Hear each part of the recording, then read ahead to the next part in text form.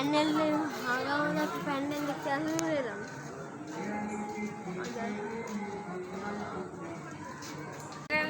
তুমি জল খাচ্ছ?